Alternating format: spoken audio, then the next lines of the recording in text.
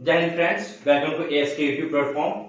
Friends, हमारे पास बहुत से बच्चों की क्वेरीज हैं कि एयरफोर्स इन्वायरमेंट में मेडिकल किस टाइप से होता है और ज्वाइनिंग सेक्शंस क्या क्या हैं, हमें क्या क्या अपने साथ ले जाने हैं, एनसीसी क्या क्या बेनिफिट्स होंगे, बहुत ढेर सारे क्वेरीज। और मैंने देखा कि यूट्यूब प्लेटफॉर्म पे या किसी और भी माध्यम से जो लोग आपको गाइड कर रहे हैं, अब उसे गाइडेंस नहीं मिल पा रही है। फर्स्ट बात ये कि जो लोग खुद गाइड कर रहे हैं शायद उन्होंने रिटर्न में क्वालिफाई ना किया हो, किया भी हो तो मेडिकल तक पहुंचे ही ना हो, कभी सिलेक्ट ही ना हुआ हो। सो फ्रेंड्स, हम लोगों ने आपके सारे जो क्वेरीज थी उसको ऑथेंटिक, जो हमारे friends already air force, coast guard और आर्मी में रिक्रूट हैं और पोस्टिंग है, उनसे उस क्वेरीज के बारे में डिस्कस किया। सो जो हमको सॉल्यूशन मिला है, हम वो एक राइट डायरेक्शन के साथ आपका शेयर कर करते हैं।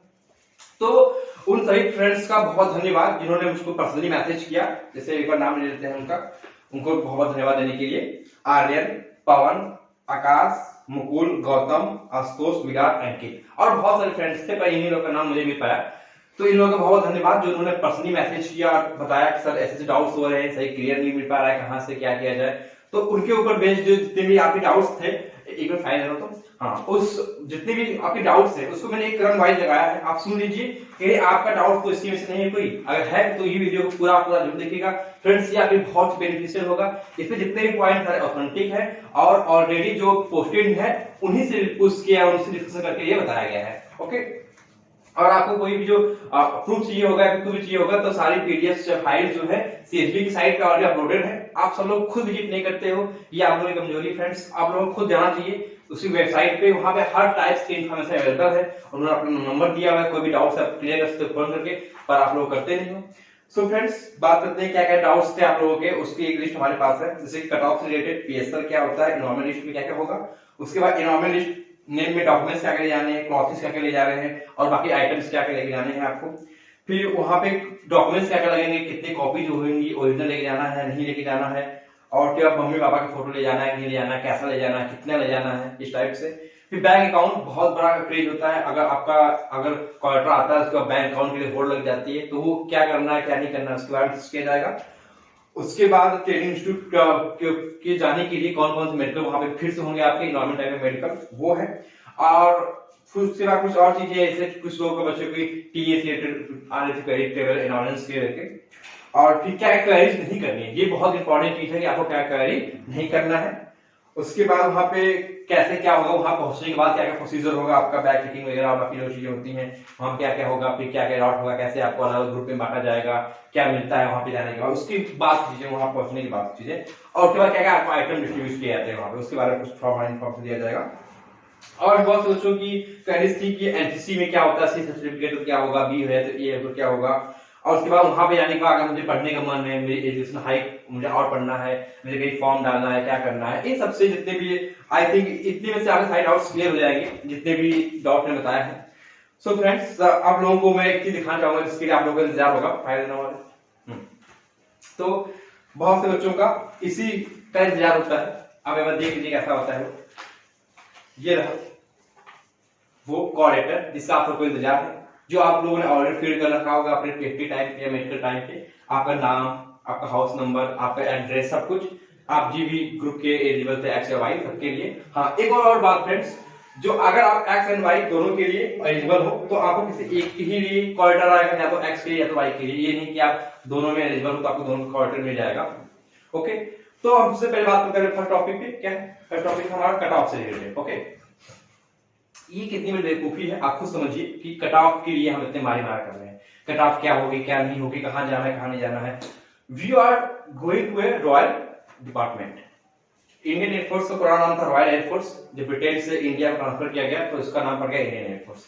तो you are joining in a royal defence. Okay, और आपके अंदर ऐसी क्वेरीज हैं कट ऑफ से रिलेटेड लेके, आपकी सैलरी कितनी मिलेगी इससे रिलेटेड लेके, तो आप सोच सकते हो कि आप किस स्तर पे हो। अगर आपको सच में डिफेंस ज्वाइन करना है तो आपके अंदर देशभक्ति होनी चाहिए, ना कि पैसे की भूख होनी चाहिए, इस टाइप की होनी चाहिए। बहुत से लोगों ने बहुत गलत गाइड कर दिया, ये दिखा के किसी पे स्केल इतने हैं, सैलरी इतनी मिलेगी, ये इतना मिलेगा, वो इतना मिलेगा। फ्रेंड्स, अगर आपको सैलरी कमाना है, कुछ और करना है, तो इससे बेटर भी और ऑप्शंस हैं। पर आप डिफेंस में जा रहे हो तो फ्रेंड्स प्लीज इन सब चीजों के पीछे ना भागो आप, क्योंकि आपको वहां जाके बहुत मुश्किल होने वाली है उसके बाद। क्योंकि अगर आपको आराम की जॉब चाहिए, आपको अच्छी पेंशन चाहिए, आपको अच्छी सैलरी चाहिए, तो आप डिफेंस में आ जाइए, क्योंकि डिफेंस में जाने के बाद वहां पे क्या होता है उन्हें पता है, जो वहां पे है उनके पास। ओके, तो इतना आसान नहीं होता वहां पे कि आप बस टेस्ट दे दिए, मेडिकल हो गया, आप इन्वायरमेंट हो गया, तो आपको फिक्स हो गया आपका कि आप ज्वाइन हो गए डिफेंस में। असली खेल वहां शुरू होता है, ये तो एक टेलर होता है, आपको कैसे कैसे वहां पे एक्टिविटी कराई जाती है, क्या क्या हाल होता है आपका, क्या पढ़ाई की जाती है। ऐसा नहीं कि आपका पढ़ाई से समझ छूट गया, ये मानिए कि अब आपको एक सही डायरेक्शन में, सही गाइडेंस में और एक्चुअल चीजें पढ़ाई जा रही है। आप जानते हो देश का शिक्षा व्यवस्था कैसा अभी तक का, तो ये अलग ही था, और वहां पे जो आपको गाइडेंस प्रोवाइड की जाएगी, टीचर होंगे वहां पे, उन लोगों का चीज अलग ही होगा बिल्कुल। तो आप अब से एक नई युग की तरफ प्रवेश करने जा रहे हो, अगर आपका सिलेक्शन होता है बहुत बधाई, और जिन बच्चों का नहीं होता है उसमें कोई भी टेंशन की बात नहीं है कि हमारा नहीं हुआ, ऐसा हुआ या वैसा हुआ। इसमें बस एक चीज मैटर करती है, आपका मेहनत। ऑब्वियस बात है कि सभी लोगों ने मेहनत की हुई है, पर सिर्फ कुछ लोगों को होता है। क्यों? क्योंकि कुछ टर्म्स कंडीशंस आप सबको एक साथ एक ही भीड़ की तरह को नहीं ले सकते, कुछ कम लोगों को सिलेक्शन होना है, इसीलिए एक विशेष है। अगर सबका होना होता तो इतना विशेष ना होता, नहीं आप इसके लिए ट्राई करते होते। ओके, तो ये तो बात हुई कट ऑफ से रिलेटेड। एक बहुत छोटी इन्फॉर्मेशन देता रहता हूँ कि जो कट ऑफ जाएगी वाई क्यू या एक्स क्यू, जो आपकी प्रोविजनल कट ऑफ आई थी उससे 3 नंबर या 4 नंबर से ज्यादा होगी। ओके, आप कभी भी कोई ट्रोल मत कीजिए कि 49, 50 चली जाएगी, चली जाएगी, उससे आपको कोई लेना देना नहीं। अगर कट ऑफ क्लियर होता है कि आपका रजिस्ट्रेशन में नाम आता है तो आप जाओगे, नहीं आएगा तो नहीं जाओगे। उस पर आप कोई भी चीज पूछ के किसी से, यहाँ पे कोई भी सीएसबी से आके बैठा हुआ नहीं जो आपको एग्जैक्ट इन्फॉर्मेशन दे दे। सीएसबी वाले खुद आपको ये इन्फॉर्मेशन नहीं देते कि कट ऑफ कितनी जाने वाली है। तो आप सोच सकते हो कोई और आपको कैसे बता सकता है कि कट ऑफ कितनी जाने वाली है, और आपको कट ऑफ का इंतजार किस लिए है, कौन सी पैकिंग करनी है आपको। आप इस बात से अंदाजा लगा सकते हो कि आपका जो ऑफिसर आपका एग्जामिनेशन ले रहा होगा, मेडिकल एग्जामिनेशन, उसको बस एक दिन पहले पता चलता है कि उसको कहां जाना है, किस एसी पे उसकी पोस्टिंग हुई, या किस एसी पे जाकर उसको वहां के बच्चों को मेडिकल एग्जामिनेशन करना है। तो आप सोच सकते हो जो ऑफिसर लेवल का है उसको एक दिन बताया जा रहा है आप कहां जा रहा है मेडिकल करने के लिए। तो इतनी बड़ी चीज कट ऑफ की रिलेटेड चीज किसी को पैदा हो सकती है। कोई खुद उसमें डिफेंस में काम कर रहा है, वो सीएसबी में ही है, फिर भी वो नहीं जा पाया कट ऑफ कितनी जाने वाली है। फिर सब कुछ सिस्टमेटिक ढंग से एक सिस्टमदार होता है, आप सब डेटा फीड कर दिया जाता है वहां पे, और ऑटोमेटिक बस एक क्लिक करने से आपकी कट ऑफ निकल वहां पे आ जाती है, कितनी कट ऑफ गई है। ओके, सो कट ऑफ से रिलेटेड कोई भी आपको कहीं पे भी कुछ भी सर्च करने की जरूरत नहीं है, बस एक बात टाइम वेस्टिंग है, और टाइम वेस्ट कर रहे हैं। ओके, नेक्स्ट पे आते हैं, इन्वायरमेंट लिस्ट आ जाती है आपकी। ओके, बहुत बधाई आपको, इन्वायरमेंट आपकी आ गई है। तो उसके बाद आपको क्या क्या करना है वो चीजें। सबसे पहले कि आप मेडिकल का अपने मन से डर निकाल दीजिए। बहुत से बच्चे ये डरे हुए हैं कि वहां पे जाके फिर से क्या मेडिकल होगा हमारा, क्या मुझे आई पॉइंट मिला था, टीथ में मिला था, ईयर में मिला था, कहीं भी पॉइंट मिला था, क्या फिर चेकअप होगा वो। मैंने किसी तरीके से मान लो कि बच्चों को प्रॉब्लम होती है आई में या ईयर में, कहीं पे भी उसने एक अपना मेन मेडिकल पार किया, तो क्या इन्वायरमेंट टाइम मेडिकल फिर से वो चेकिंग होगा उसका। सो फ्रेंड्स, ये बहुत बड़ी बात है कि आपका अब कोई भी ऐसा मेडिकल नहीं होने वाला जिसमें आपके उस पॉइंट को चेक किया जाए जिसपे आपका रिव्यू मिल चुका है या फिर ऑडियो चेक हो चुका है।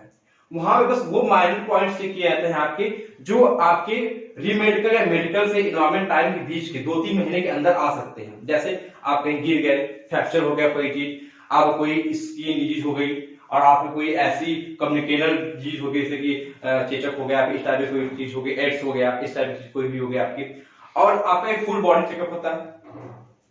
सो फ्रेंड्स, आप अपने आप को वैसे प्रिपेयर करके जाइए जैसा आप मेडिकल टाइम पे गए थे, सब चीजें सेम वैसे ही होंगी, आप पूरी बॉडी अपनी साफ करके जाएंगे जैसे आपको इंस्ट्रक्शन दिया गया होगा मेडिकल टाइम पे, वैसा ही वैक्स साफ कर लीजिएगा, टीथ आपको बताया गया कैसे करना है, बाकी सारे हेयर्स वेयर सब अपना आप साफ करके ही जाइएगा। ओके, ये मेडिकल से रिलेटेड। तो मैं बताता हूँ कि हम क्या क्या होने वाला मेडिकल में। नॉर्मली आपका बीपी चेक होगा और फुल बॉडी चेकअप होगा। ओके, प्राइवेट पार्ट्स चेक किए जाएंगे, आपकी यूरिन टेस्ट होगा आपका, और इसके बाद हो सकता है कि जिन बच्चों को ओवरवेट मिला हो या उन बच्चों का हो तो उनको ओवरवेट चेक हो सकता है, और आप लोगों का भी वेट चेकअप हो सकता है। और बाकी वहां के ऊपर वो डिपेंड करता है कि ये इससे से हो आप वहां पे वो फ्लैट फुट चेक करते हैं नहीं करते हैं, नॉकल चेक करते हैं कि नहीं, क्योंकि ये कोई भी वो नहीं चेक करना ही करना है, ये कर भी सकते हैं और नहीं कर सकते हैं। तो अगर आपको उस मेडिकल में पास किया गया नौकरी के लिए, फ्लैट फुट के लिए, तो यहाँ पे आपको कोई दिक्कत नहीं होने वाली है। अगर आपको पॉइंट मिला है, मेडिकल आप क्लियर हो गया, तो यहाँ पे कोई डरने की कोई जरूरत नहीं है। आप कोई भी इस टाइप का मेडिकल होने वाला वहां पे नहीं है। ओके, सो मेडिकल से जो भी आपके डर थे वो खत्म हो गए होंगे। अब आते हैं नेक्स्ट बात पे कि वहां पे क्या आपके डॉक्यूमेंट्स लेके जाने हैं आपको। ओके, तो आपको जो ज्वाइनिंग लेटर आएगा उसके पीछे आपको सारे इंस्ट्रक्शन दिए रहेंगे कि आपको क्या क्या लेके जाना है, कौन कौन से डॉक्यूमेंट्स वहां पे लेके जाना है। जैसे हाई स्कूल इंटर की मार्कशीट होगी, हाँ, और फ्रेंड्स आपको ओरिजिनल मार्कशीट कैरी करनी है। ओके। हाँ, ये हो सकता है कि आपका वहां पे जो डॉक्यूमेंट वेरिफिकेशन होता है उसके बाद आपको वापस कर दी जाती है। कुछ एसी पे वो रख लेते हैं अपने पास और कुछ एसी पे वो आपको वापस कर देते हैं, वो एसी ऊपर डिपेंड करता है। तो अगर आपके साथ कोई आपके पेरेंट्स गए हुए हैं तो वो आप डॉक्यूमेंट उनको दे सकते हो, ओके। बट उसके आप 10 या 12 15 कॉपीज अपने पास रख लीजिए, क्योंकि आप जब ट्रेनिंग सेंटर पे जाते हो तो वहां भी उनकी कॉपीज की जरूरत पड़ने वाली है आपको, ओके। तो कम से कम आप अपने हाई स्कूल इंटर की 10 या 12 कॉपी अपने पास रखिए, ओके। बात आती है कि आपको ज्वाइन लेटर आता है तो उसके बाद आपकी कैडर सर्टिफिकेट की, ओके। तो आप किसी भी गैजेटेड ऑफिसर या अपने स्कूल प्रिंसिपल से जहां आपने एक साल पहले पढ़ाई की हो वैसे वहां से आप कैडेट सर्टिफिकेट अपना बना सकते हो। वो भी 3 मंथ पुराना ना हो, उस पर उनकी सील लगी होनी चाहिए और उनका प्रॉपर साइन होना चाहिए और डेट होना चाहिए उस पर, ओके। उसमें कोई भी एक फीस प्रारूप नहीं है, आपको इसी प्रारूप में लेके जाना है सर्टिफिकेट, आप किसी प्रारूप में लेके जाइए। बस जो ऑफिसर है उसके पास अपनी स्किल होनी चाहिए, उसका साइन होना चाहिए अपना, वो किसी स्कूल का प्रिंसिपल की डिपार्टमेंट का हेड या फिर कोई गैजेटेड ऑफिसर होना चाहिए, ओके। एसपी डीएसपी या डीएम इस टाइप के कोई भी गैजेटेड ऑफिसर होना चाहिए आपके, ओके। ये हो गया डॉक्यूमेंट रिलेटेड। हाँ, और फोटो की बात करें तो आपको अपना खुद का, मैं आपको देता हूं सजेशन, कम से कम आपने 30 फोटो लेके जाइएगा, 15 से 30 के ऊपर भी फोटो। और हाँ, मम्मी पापा का ज्वाइंट फोटो बहुत इंपॉर्टेंट है। आप मम्मी पापा का ज्वाइंट फोटो अपने पास अभी से रख लीजिए अगर आपको लगता है, या फिर आप वेट कर लीजिए, अगर आपको इनॉमिनल लिस्ट आता है तो आप मम्मी पापा का फोटो रख लीजिए, ओके। नेक्स्ट आते हैं कि क्या था, हाँ, बैंक अकाउंट से क्वेश्चंस थे आपके। तो फ्रेंड्स, जिन लोगों का ऑलरेडी पहले से किसी भी नेशनलाइज्ड बैंक में अकाउंट है तो उनको अच्छी बात है, अपना चेक इशू करवा लें वहां पे जाके। या फिर अगर आपका अकाउंट नहीं है तो आप कोई भी भागी दौड़ी जरूरत नहीं है, आप मेरी बात मानिए, आप कोई भी अकाउंट अपना ओपन मत कराइए। ऐसा क्यों? क्योंकि इनरोलमेंट टाइप को P5 जो आपको फिल कराया जाएगा उसमें तो आपको ऑप्शन रहेगा बैंक अकाउंट फिल करने का, लेकिन जैसे आप ट्रेनिंग इंस्टीट्यूट पे जाओगे वैसे ही अगले दिन से ही आपका न्यू बैंक अकाउंट होना स्टार्ट हो जाएगा और डिफेंस अकाउंट। तो जो आपका पहले से अकाउंट है उसकी कोई वैल्यू नहीं रहती है, बस एक तरह से फॉर्मेलिटी होती है वो कि आपके पास बैंक अकाउंट होना चाहिए, वो आप मैंडेटरी नहीं है, आपके पास नहीं है तो कोई दिक्कत नहीं है। सो जिन बच्चों के पास है पहले से उनके लिए अच्छा है, वो अपना लेके जाए, पर जिनके पास नहीं है मेरी यही उनको सजेशन है कि आप वो मत खुलाइए अपना बैंक अकाउंट, क्योंकि ऑलरेडी वहां पे जाकर आपका बैंक अकाउंट खुलने वाला है तो आप फालतू परेशान होने वाले हैं यहाँ से वहां जाने में, ओके। तो ये बैंक अकाउंट से रिलेटेड होगी। अब आपके है कि मेडिकल के बाद क्या डायरेक्ट एसी से ही आपको भेजा जाएगा जाने के लिए या क्या होगा? सो फ्रेंड्स, ये आप अपनी बात अपने मन में उठा लीजिए, आपको जिस डेट पे रिपोर्टिंग करनी है इनरोलमेंट के लिए उस डेट से लेके आप अपने घर वापस नहीं जा सकते, ओके। अगर इनरोलमेंट को सही रहता है आपका तो आप इनरोलमेंट के बाद से घर पे नहीं आ सकते, आप वहां पे डायरेक्ट ज्वाइनिंग के लिए अपने चले जाएंगे। उसमें साफ साफ लिखा रहता है, आपकी जब ज्वाइनिंग लेटर आएगा उस पर आपके साथ सब कुछ लिखा रहेगा। हाँ, और एक बात ये है कि आप अपने घर से लेके जहां तक आप जाना है आपको एसी तक का जो ट्रेवल अलाउंस है वो आपको गवर्नमेंट खुद देगी, ओके। हाँ, ये नहीं कि आप फ्लाइट से ले जाइए या फर्स्ट एसी से ले जाइए, आपको थर्ड एसी तक का अलाउंस मिलेगा कि आप एज एयरमैन और प्राइवेट हो रहे हैं तो एयरमैन को थर्ड एसी तक का ही प्रवेश होता है, ओके। तो आपको एक थर्ड एसी तक का कोई भी टिकट ट्रेन का हो या बस का हो आराम से आप कैरी कर सकते हो। हाँ, ये इंपॉर्टेंट है कि बस आपका दिया जाएगा, ना कि आपके गार्जियन का या आपके साथ जो जा रहा है उनका। आप बस अपना अलाउंस आपको मिलेगा, जो भी पैसा होगा आपका थर्ड एसी तक का। चाहे आप कहीं से जाइए, चाहे आप कन्याकुमारी से कश्मीर चले जाइए, आप कश्मीर एसी आपको मिला है आपको तो अगर वो थर्ड एसी का है तो वो आपको पे करेंगे वहां पे, ओके। ये हो गया। उसके बाद इनरोलमेंट पे आप जाएंगे, पहले तो आपको मेडिकल होगा, थोड़ा बहुत जो होना है, बहुत ही ज्यादा डीप मेडिकल होने वाला है। और वहां पे जो मेन काम होना है वो आपका डॉक्यूमेंटेशन है, ओके। वहां पे बहुत ढेर सारे डॉक्यूमेंट भराए जाने हैं आपको, आपका हाथ उठने लिखते लिखते। सो फ्रेंड्स, अपने पास आप एक्स्ट्रा कम से कम 5-10 कॉपी रखिएगा हर चीज का। मार्कशीट हो गया, आपका वो सर्टिफिकेट हो गया, कैट सर्टिफिकेट हो गया, बैंक अकाउंट अगर आप ले जा रहे हैं उसकी कॉपी हो गई, मम्मी पापा की फोटो हो गई, अपनी फोटो हो गई। और भी आपका जितने भी चीजें वो मांगेगा आपसे, कॉलेटर आएगा तो आपको उसके पीछे सब कुछ आपको लिखी होंगी, ओके। वो फायदा होता है स्टेशनरी। और एक बार देख लीजिए कि ज्वाइनिंग इंस्ट्रक्शन कैसे होते हैं आपके। ये रहता है आपका ज्वाइनिंग इंस्ट्रक्शन के लिए, क्या क्या आपको लेके जाना है, क्या क्या करना है आपको। इस पे आपको हर एक चीज लिखी हुई है, आप देख सकते हो। आप एक पेज का होता है ये, आपके कॉर्पोरेट साथ ही आएगा ये। इस पे आपकी सारी चीजें लिखी रहती है कि आपको क्या क्या लेके जाना है, क्या क्या लेके नहीं जाना है, क्या करना है, कैसे करना है। सो आप फालतू का यहाँ वहां भटकने की मत कीजिए आप। अगर आपका एनवायरमेंट रिसेप्शन होता है तो वहां पे हर एक तरीके से आपको गाइड, प्रॉपर गाइड किया जाएगा।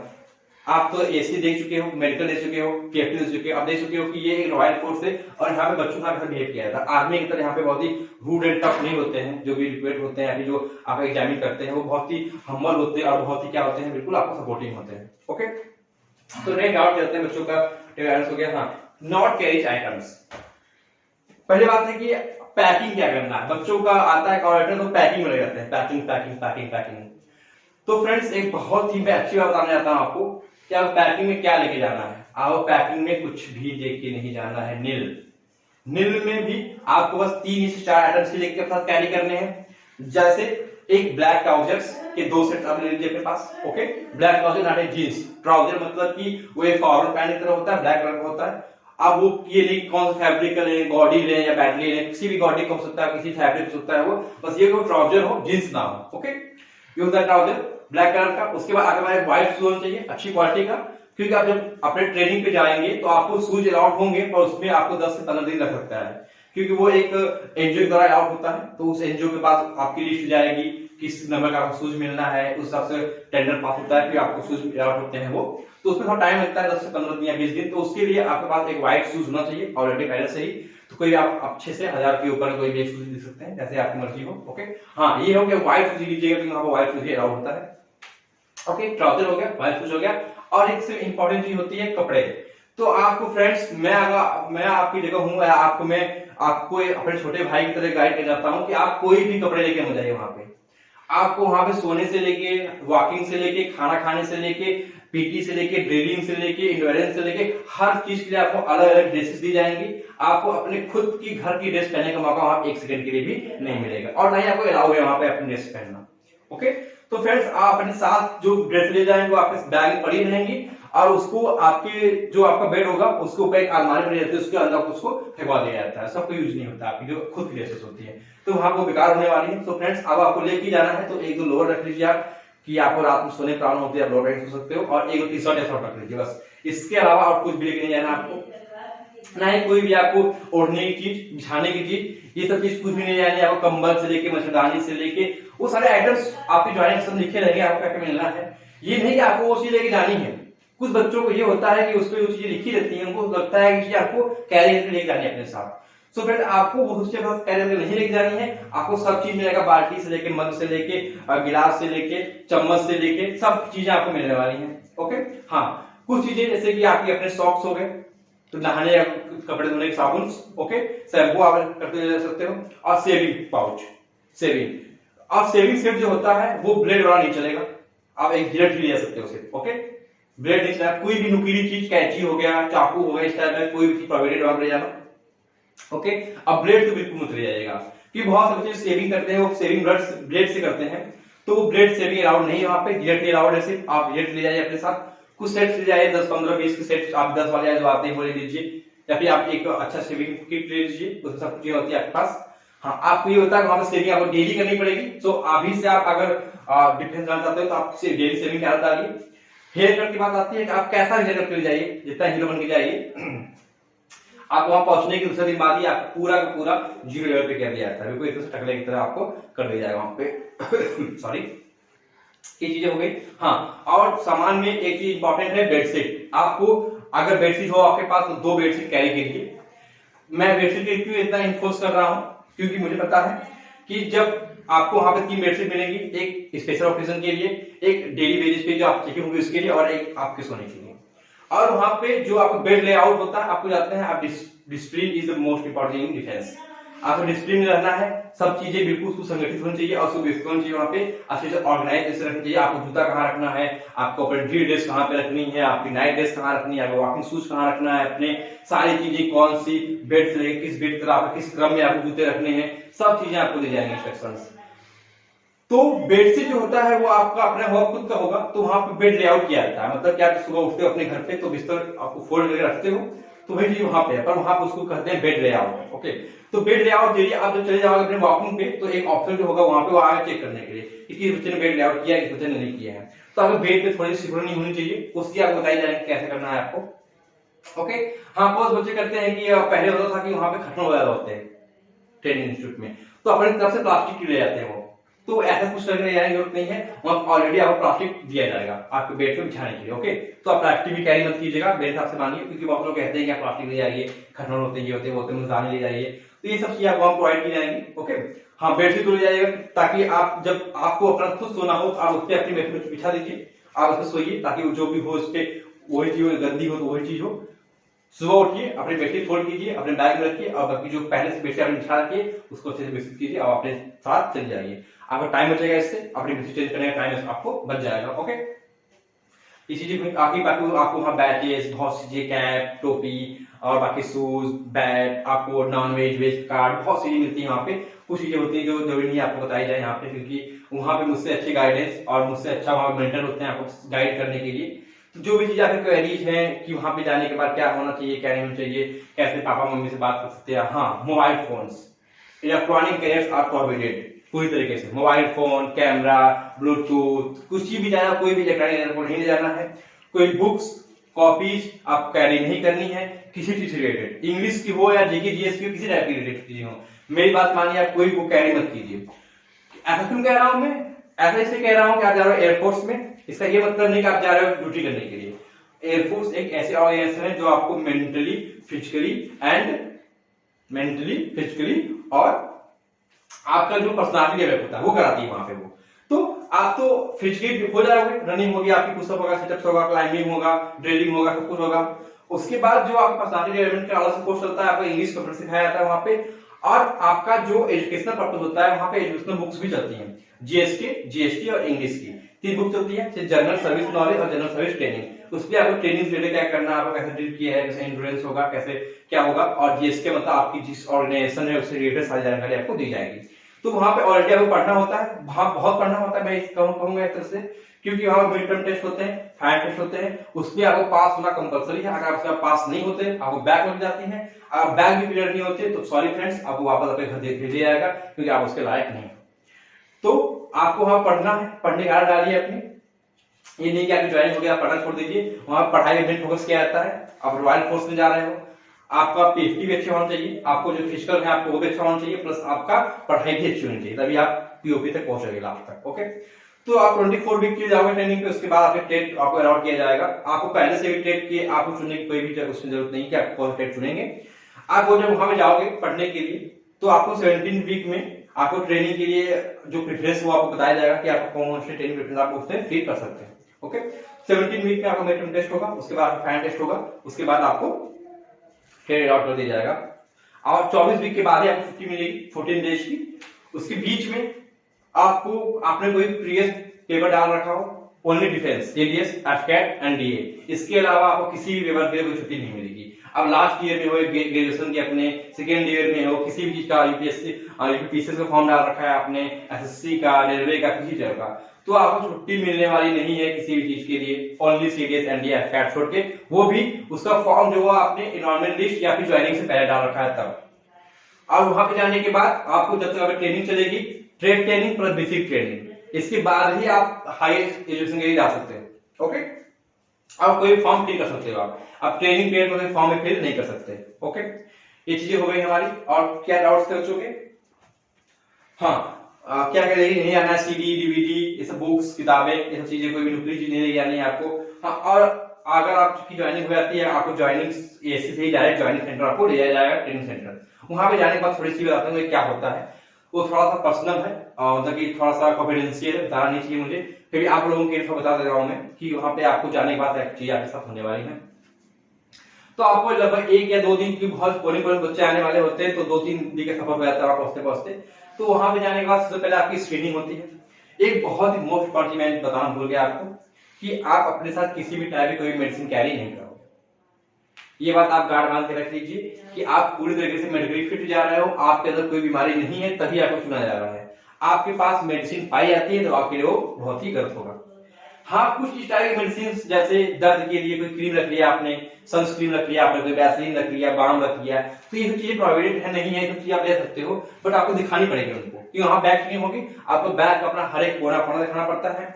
बहुत चालाकी आप नहीं चलेगी कि आप कहीं पे बैग की तली में काट के मोबाइल फोन छुपा लिए, घी की बॉटल में मोबाइल फोन छुपा लिए, कहीं छुपा लिए। तो जो आप करने वाले हो वहां पे आपसे बहुत पहले से और आपसे ज्यादा टैलेंट लोग भरे पड़े हैं, तो आप बहुत ज्यादा ओवर स्मार्ट बने, उसके आप मत कीजिएगा वहां पे, ये पकड़े जाओगे तो वो आपके लिए बहुत गलत होगा। ओके, बहुत गलत क्या, आपको ज्वाइनिंग से निकालेंगे तो नहीं, बस ये होगा कि आप उनकी नजर में आ जाओगे, फिर वो आपसे ट्रीट करेंगे और आपसे झगड़ा मिल सकता है आपको। ओके, सो फिर और आगे बात करते हैं आपको, हाँ क्या बताया हमें, सॉरी भूल जा रहा हूं, हाँ क्या होगा वहां पे। तो आप 2-3 दिन सफर करके जाओगे तो वहां पे एक हल्की सी स्क्रीनिंग होती है, आपके कपड़े उतारे जाते हैं वहां पे, और आपके लिए चेक किया जाता है कि कोई भी आपको कम्युनिकेबल डिजीज तो नहीं हो गई है, जैसे कि कोई भी ट्रेन में आते जाते आपको ऐसी चीज खा ली हो या किसी के संपर्क में आ गए हो, ताकि कोई भी आपको बीमारी वहां पे ना हो गई हो। तो उसके वो चेक होगा, फिर बैक चेकिंग होगा, आपका पूरी जगह बैक चेक होगा। उसके बाद आपको आपका सर्विस नंबर और आपका स्क्वाड्रन बताया जाएगा। स्क्वाड्रन मतलब कि आप सोच सकते हो जैसे आपके स्कूल्स में होते हैं houses, lotus house, Mahatma Gandhi house, ये हाउस, वो हाउस, ऐसे वहां कुछ स्क्वाड्रन है, कातरे, लाल और मेहर, इस टाइप से स्क्वाड्रन बटे हुए 4-5। ओके, आपको वो अलॉट किए जाएंगे अपने स्क्वाड्रन। आप एसी से जाते हो अपने, और अपने स्क्वाड्रन में वहां पे जाने के बाद अपनी एसी से बढ़ जाओगे, आपका एसी के कुछ ग्रुप्स बचेंगे जो आपके स्क्वाड्रन में होंगे। उसके बाद आप अपने स्क्वाड्रन में जाओगे। जैसे कि हम लोग स्कूल्स में अपने जो रूम्स होते हैं क्लास बोलते हैं, ऐसे स्क्वाड्रन में जो रूम बटे होते हैं उसको हम बोलते हैं बैरेक्स। तो आपको एक बैरेक्स में रखा जाएगा। उसके बाद शाम को ऑफिसर्स आएंगे, आपको मोटिवेट करेंगे, क्योंकि बहुत बच्चे वहां पर अपने घर से दूर जाते हैं, तो पहली बार जाते हैं, तो बच्चे बहुत कम एज होती है, 17 साल, 17.5, 18 साल की भी एज होती है, बहुत कम। तो उनको थोड़ा मम्मी पापा की याद आ, बाकी पहले घर से दूर जाते हैं, थोड़ा नर्वस होते हैं, तो उनको मोटिवेट किया जाएगा बहुत ज्यादा। जो बच्चों को घर पे बात करनी है घर पे बात किया जाएगा। एक तरह से आप देखोगे कि तो आपको घर सा फील होगा, वहां पे आपकी मेंटरी सुविधा होगी। आप किसी भी टाइप का कोई भी प्रॉब्लम है, या कोई पर्सनल प्रॉब्लम है, या किसी से कोई भी प्रॉब्लम है, हर एक टाइप का सोल्यूशन दिया जाएगा आपको। अच्छी तरह से मेंटेनिंग और गाइडेंस के लिए आपको अलग से हर एक बैच के लिए एक मेंटर प्रोवाइड होता है वहां पे। तो आप वहां पे जाओगे तो वहां की लाइफ व्यू यहाँ से अलग ही है। एक तरह से आप ऐसी जगह पहुंच जाओगे जहाँ पे आपको लगेगा हाँ सच में ये होता है देश, और ऐसा हमारा देश होना चाहिए। आपको अपने आप प्राउड फील होगा कि आप ऐसी फील्ड में आ गए हो कि जहाँ पे आप कह सकते हो कि हाँ we are Indians. Okay, then आप इसके बाद जाओगे, आपके पास आपको आइटम्स अलॉट किए जाएंगे, आपका बैग कहाँ है, आपका बिस्तर कहाँ है, आपकी तकिया कौन सी है, आपके बेडशीट क्या है, आपका कंबल क्या है, ये क्या है, इसको कैसे रखना है, इसको कहाँ पे रखना है, कैसे सुनाना है, कैसे बैठाना है। आपको एक छोटे बच्चे का हर चीज ट्रीट किया जाएगा कि आपको सुबह कितने बजे उठना है, कैसे ब्रश करना है, आपको कैसे सेविंग करनी है, आपको 1-2 दिन तक ये चीज सिखाई जाएगी। उसके बाद के लिए पनिशमेंट होगा, क्योंकि वो डिफेंस है। वहां पे कुछ ऐसे बच्चे भी होंगे जो चीज सुन के अनसुनी कर देंगे, तो ऐसे बच्चों के लिए वहां पे बहुत ही ज्यादा गलत होने वाला उनके साथ, क्योंकि जो बच्चे के पास ऑर्डर मानने की क्षमता नहीं है, जो बच्चे किसी का ऑर्डर नहीं सुन सकते हैं, नहीं मान सकते हैं, उनके लिए बहुत मुश्किल होने वाली है। कि वो डिफेंस है, वहां पे प्रिंसिपल से सब कुछ है, आपकी डिसिप्लिन सब कुछ है आपके अंदर बहुत ही एक डिसिप्लिन होना चाहिए। आप एक डिफेंस में जा रहे हो। सो फ्रेंड्स, नेक्स्ट जॉब आता है बैग चेकिंग हो गया, आपका आइटम डिस्ट्रीब्यूशन हो गया। हाँ, और एक बहुत बच्चे कह रहे हैं एनसीसी से रिलेटेड, तो मैं बता दूं फ्रेंड्स कि एनसीसी का बेनिफिट्स आपको हर जगह मिलने वाला है। आपने एनसीसी किया है फ्रेंड्स, आपने कुछ हट के लोगों से किया, आपने मेहनत किया है, आप गए हैं, टूर पे गए हैं, या फिर आपने सब चीजें वो की हैं जो एक तरह से एक कैडेट को करना चाहिए, तो आपको बेनिफिट उसको हर हाल में आपको मिलना ही मिलना है। आप डिफेंस में जा रहे हो तो इसका आपको बहुत ज्यादा बेनिफिट मिलने वाला है। एनसीसी के बच्चों को एनसीसी की स्पेशल एंट्रीज होती है ऑफिसर रैंक्स पे, आपको कोई भी रिटन टेस्ट देने की जरूरत नहीं है, आप डायरेक्ट एसएसबी जा सकते हो। ये सबसे बड़ा बेनिफिट होता है एनसीसी का। वो भी किसको मिलता है? एनसीसी सर्टिफिकेट वालों को। ओके, एनसीसी टाइप्स की होती है ए बी सी सर्टिफिकेट। ए होता है जो आपको क्लास 9 10th में मिलता है, बी होता है 11th 12th में, और सी होता है आपको ग्रेजुएशन में आपको प्रोवाइड किया जाता है। ओके, तो मैं बता दूं कितने नंबर आपको बेनिफिट मिलने वाला है एयरफोर्स एयरमैन में। एनसीसी सर्टिफिकेट को 5 नंबर का, बी को 4 और ए को 3 नंबर का। फिर सुन लीजिए एक बार, NCC certificate 5 number, B 4 number और ए 3 नंबर। ये बेनिफिट आपको मिलने वाले हैं एयरमैन में, क्योंकि आपने एनसीसी किया हुआ तो उसको आपको मिलना ही मिलना है। देन और भी फील्ड्स हैं, आर्मी में आपको 10 नंबर तक मिलता है बोनस, और बाकी यूपी स्टेट के एग्जाम होते हैं, जो भी स्टेट एग्जाम होते हैं उसमें भी आपको बेनिफिट मिलता है। तो एनसीसी वालों को हर जगह बेनिफिट मिलता है। और एजुकेशन की बात करते हैं तो जिन बच्चों ने फॉर्म पहले डाल रखा है उनको पेपर देने के लिए 7 डे छुट्टी मिलती है, ओनली 7 डे। उसमें आपको जाना आना और पेपर देना सब कुछ, और अभी उसमें एग्जाम रहता है। सॉरी फ्रेंड्स, और वहां पे आपको जाके पढ़ना है, आपको पढ़ाई करनी है वहां पे, आपको मेंटरिंग भी की जाएगी, आपकी अभी क्लासेस चलेंगी, आपका शेड्यूल फिक्स होगा, आपको 4:30 से 10 तक का टाइम होगा आपके पास। 4:30 से 10 तक आप बिल्कुल बिजी रहोगे, और 10 बजे आपको सो जाना है, लाइट्स ऑफ। ओके, आपको मोबाइल फोन प्रोवाइड किया गया इसलिए क्योंकि आप दिन भर थकान के बाद अगर मोबाइल फोन चलाते हो तो आपकी उस पर दिमाग पर असर जाएगा, प्लस आपकी पीएफटी आपकी फिजिकल एफिशिएंसी में कमी आएगी। क्यों? क्योंकि आप मोबाइल फोन यूज करोगे, बातें करोगे, ओके, और रात में 10 बजे आपको सोना है, घर जाके उठना है, आपके पास 6:30 घंटे टाइम है, बहुत ज्यादा आप हो गए, इतने थके होंगे कि आपको 5 से 10 मिनट के अंदर आपको नींद आनी है। उसके बाद आपको 4:30 बजे ऑन ग्राउंड तैयार होना है, इसलिए आपको अपने आप से 4 बजे उठना पड़ेगा। ब्रश, नहाना धोना, सेविंग आपको करनी है, डेली सेविंग करनी है, ये बात मैं बाबा कर रहा हूँ, डेली सेविंग करनी है। और किसी भी तरीके से इरिलेवेंट चीज, कोई भी पॉलिटिकल मैटर में बहस, इस टाइप से आपको नहीं करनी है, सभी प्रोवाइडेड वहां पे, ओके। एक वहां पे नियम है, all for one, one for all. आप गलती करते हो अकेले तो उसकी सजा आप सभी को, ग्रुप्स को मिल जाएगी, ये नहीं कि आपने गलती किया तो स्पेशली बस आपको दंड दिया जा रहा है, आप पनिशमेंट दी जा रही है। अगर आपके बैलेंस में गलती करता है तो पूरा बैलेंस पनिशमेंट मिलती है। अगर किसी स्क्वाड्रन की बात है, कोई स्क्वाड्रन गलती करता है तो पूरा स्क्वाड्रन को पनिशमेंट वहां पे दी जाती है, ओके। एक बात याद रखिएगा कि आप खुद ना गलत करने दीजिए किसी को, ना आप खुद गलत कीजिए, क्योंकि कोई और करेगा तो उसकी पनिशमेंट भी आपको मिलने वाली है। और वहां पे जैसे हम लोग दोस्त होते हैं आपस में, तो वहां पे जाके आप दोस्त का दोस्ती होता है, हमारा नाम बडी बोलते हैं वहां पे, तो आपको अपने बडीज के बारे में घुल मिल जाना है, आपके बडी के बारे में सारी चीजें पता होनी चाहिए, क्या है कैसा है। आपका बेड है, इसके बगल का बेड ये बडी है आपका, इसका बेड ये बडी है आपका, सामने बडी ये बडी है आपका, तो आपको 3 बडी होते हैं, ऐसे हर एक बंदे के 3-3 बडी होते हैं, उससे उनकी काफी आदत तालमेल है, उनके साथ उठना बैठना कुछ रहेगा, ओके। अब बात करते हैं नेक्स्ट की, हाँ, एजुकेशन के रिलेटेड। तो एजुकेशन से फ्रेंड्स, आप वहां पे कोई भी ओपन यूनिवर्सिटी से आप कर सकते हो। आपकी ट्रेनिंग के बाद, आपकी जो पोस्टिंग होती है उसके बाद आप डिस्टेंस लर्निंग कर सकते हो। जैसे इंदिरा गांधी, जो बहुत सारे डिस्टेंस लर्निंग प्लेटफॉर्म है, ओपन लर्निंग प्लेटफॉर्म है, आप वहां से एप्लीकेशन कंप्लीट कर सकते हो। उसके बाद आप सीडीएस, एफकैट के लिए अप्लाई कर सकते हो।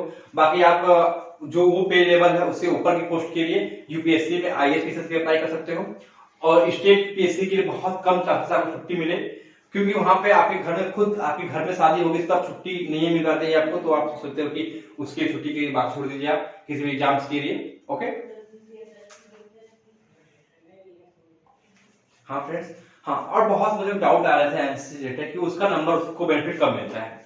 तो आपने जो सीबीटी टेस्ट दिया था, मतलब जो कमेटो टेस्ट दिया था, उसके नंबर आपके पास है, आपने कट ऑफ क्लियर की है, उसके बाद आपने पीएफटी और मेट पे क्लियर किया है। इसके बाद जो आपको पीएसएल आने वाली है, उसकी कट ऑफ जाने वाली है। जैसे कि आपका वाई ग्रुप में 29 कट ऑफ गया है और आपने 30 नंबर मार्क्स किए हैं, ओके ओके। और जो पीएसएल कट ऑफ जाती है वो आ जाती है 33, और आपके पास एनसीसी है तो आपका उस पीएसएल में नाम होगा। भले आपके 33 मार्क ना हो, लेकिन आपने 30 मार्क्स किया है, प्लस आपके पास की सर्टिफिकेट, आपको 5 नंबर मिलता है और आपका नंबर होगा 35। वो आपका नंबर दिया नहीं आता, आपके नंबर में ऐड नहीं किया जाता है, लेकिन जो लिस्ट आती है उसमें आपको उसकी अपॉर्चुनिटी, मतलब उसका फायदा मिलता है, आपका पीएसएल में नाम आ जाता है। तो ये होता है, यहाँ पे आपको फायदा मिलता है कि आपके अगर कट ऑफ से 2, 3, 4, 5 नंबर कम होते हैं पीएसएल में, तो एचसी आपके पास है तो आपके पीएसएल में आपका नाम आ जाएगा। तो फ्रेंड, बहुत क्वेरी आ रही है इस रिलेटेड, तो मैंने इसको इंक्लूड कर दिया। और हाँ, खुद दोस्तों की क्वेरी थी कि ट्रेनिंग में क्या क्या होता है। तो ट्रेनिंग में फिक्स एक प्रोसीजर नहीं है कि आपको जाके 6 किलोमीटर की रनिंग करनी है, 5 किलोमीटर रनिंग के बाद ट्रेनिंग हो गया आपका। ट्रेनिंग एक पूरी तरीके से आपका डेवलप करना है, आपको फिजिकली टफ बनाना है और मेंटली प्रिपेयर करना है और पर्सनालिटी आपको डेवलप करना है। उसके लिए उनको बहुत चीजें होती है, बहुत राउंड में होती हैं कि पहले थोड़ा धीरे धीरे आपको टहलाएंगे, घुमाएंगे, सिखाएंगे, बताएंगे, फिर उसमें आपको साथ कंपटीशन कराएंगे कि आप ये इतना कंपटीशन कीजिए, इनके साथ कीजिए, उनके साथ कीजिए, खेल कूद कराया जाता है। हाँ, खेल कूद से बात याद आ गई कि वैसे पूछा जाए कि अब वो कौन कौन सा खेल ले सकते हैं। तो कोई भी कैडेट जो होता है वो कोई भी खेल खेलने के लिए बिल्कुल फ्री होता है, ओके। ये नहीं कि एक ही कैडेट सारे खेल खेल सकता है। वो आपको, जैसे आप वहां पहुंचोगे 2-3 दिन बाद आपको आएंगे ऑफिसर, वो पूछेंगे कि किसी ने किसी स्टेट लेवल तक या फिर स्कूल लेवल तक, कहीं भी लेवल तक कोई भी खेल खेला हो, हाथ उठाओ, तब उसका हाथ उठा सकते हो। फिर उसके बाद आपको ट्रायल होगा। अगर एक्चुअली में आपके पास थोड़ी बहुत भी नॉलेज होगी उस चीज का, तो आपको सिलेक्ट किया जाता है गेम्स के लिए, ओके। तो ये होता है गेम प्रोसीजर। लेकिन आफ्टर पोस्टिंग आप कोई भी गेम खेल सकते हो। ये बस ट्रेनिंग तक के लिए होता है कि आपको उसी गेम के लिए सिलेक्ट किया जाएगा, सिखाया जाएगा, और आफ्टर पोस्टिंग आप जिम ज्वाइन कर सकते हो, कोई भी गेम ज्वाइन कर सकते हो। बहुत फैसिलिटी आपको दे दी जाती है। तो ट्रेनिंग अगर आप गेम सिलेक्ट करते हो तो आपके बहुत अच्छा रहेगा, क्योंकि गेम्स वालों को बहुत बेनिफिट मिलता है बाद में जाके। अगर सच में अच्छे गेमर हो तो आप इंडिया का भी रिप्रेजेंट कर सकते हो गेम्स में, ओलंपिक वगैरह में और एशियन गेम्स में, अगर सच में आप अच्छे हो। जैसे मेरे साथ नहीं किया था, आप जानते हैं उनको। हाँ, तो फ्रेंड्स, बस ये रहा मेरा सेशन आज का। मैंने बहुत सारे डाउट्स बच्चों के क्लियर किए, और उन बच्चों का फिर धन्यवाद जिन्होंने मुझे अपने मैसेज किए था। और भी अभी भी कुछ डाउट्स अगर आपके रहते हैं तो प्लीज कमेंट्स कीजिएगा। हमारा आपको डिस्क्रिप्शन में टेलीग्राम लिंक मिल जाएगा, वहां पे ज्वाइन कीजिए, वहां पे हमें पर्सनली मैसेज कीजिए या ग्रुप में मैसेज कीजिए। जितना भी हो सकेगा हम लोग अपना 100% देंगे आपका प्रॉब्लम सॉल्व करने के लिए। जो बच्चे हमारे पहले से, जो फ्रेंड्स हमारे पहले से पोस्टेड है, उनसे पूछ के आपको इन्फॉर्मेशन देनी हो तो हम वो भी आपको देंगे। बट फ्रेंड्स कुछ कॉन्फिडेंशियल चीजें होती हैं जो सबको बताई नहीं जाती, और एक लेवल होता है, आपको धीरे धीरे सब चीजें आनी होती हैं। आप सीधे क्लास 1 में आप चाहोगे आपको बेसिक मैथ आ जाए तो फर्स्ट इम्पॉसिबल सा है, क्योंकि हर जगह एक स्टेप बाय होता है, स्टेप बाय आगे बढ़ते ही जाओगे, आपको सारी जानकारी अपने आप मिलती जाएगी। जब तक आप बाहर हो तो प्रॉब्लम है, जैसे आप अंदर चले जाओगे एक ऑर्गेनाइजेशन के अंदर चले जाओगे तो आपकी पूरी जिम्मेदारी उनकी हो जाएगी। वो आपको मेंटर प्रोवाइड करवाएंगे, गाइड प्रोवाइड कराएंगे, हर एक चीज आपको एक छोटे बच्चे को सिखाई जाएगी। ऐसा लगेगा नहीं कि आप अपने घर से कहीं दूर आए हो। थोड़ा टाइम लगता है, 2-10 दिन बस इससे ज्यादा नहीं लगता है। आप बिल्कुल घुल मिल के फ्रेंड्स सब हो जाता है, आपका फैमिली सर्कल बन जाता है वहाँ पे। सो फ्रेंड्स, बहुत बहुत धन्यवाद आपका पूरा बात देखने के लिए। आप कोई भी क्वेरी हो आप कमेंट कीजिएगा। और फ्रेंड्स प्लीज, हम यहाँ पे आपको ऑथेंटिक चीजें बताते हैं और हम उन बच्चों को सहयोग कर जाते हैं तो यहाँ भटकते रहते हैं और अच्छे से बिल्कुल एकाग्र पढ़ाई नहीं कर सकते हैं। तो हमने उनके लिए टॉपिक बाय टॉपिक जो एग्जैक्ट पूछे जाते हैं, आप हमारे प्लेलिस्ट चेक कर सकते हो, हमारे वीडियो देख सकते हो, हम वही पढ़ाते हैं जो एग्जाम्स में आए। सो फ्रेंड्स, ज्यादा बच्चों को शेयर कीजिए ताकि उन सब बच्चों तक पहुंचे जो बच्चे अभी तक एक तरह से एक भूलभुलैया में है, उनको पता नहीं चल रहा है। यूट्यूब पे लोग ऐसे ऐसी वीडियो बना रहे हैं जिन्होंने कभी कुछ एग्जाम्स भी क्लियर ना किया हो, एग्जाम देखा भी ना हो, उन्होंने जो बेलागवी है सामरा का कभी गेट भी ना पार किया हो, वो लोग बताते हैं ऐसी चीजें जो देख के अंदर से अजीब सा होता है कि ये क्या हो रहा है। उन चीज से इंस्पायर होकर मैंने ये वीडियो बनाई है ताकि बच्चों को सारी गाइडेंस तो मैं दे सकूं। सो फ्रेंड्स, बहुत थैंक यू आपको देखने के लिए। Welcome friends our channel. Thank you sir.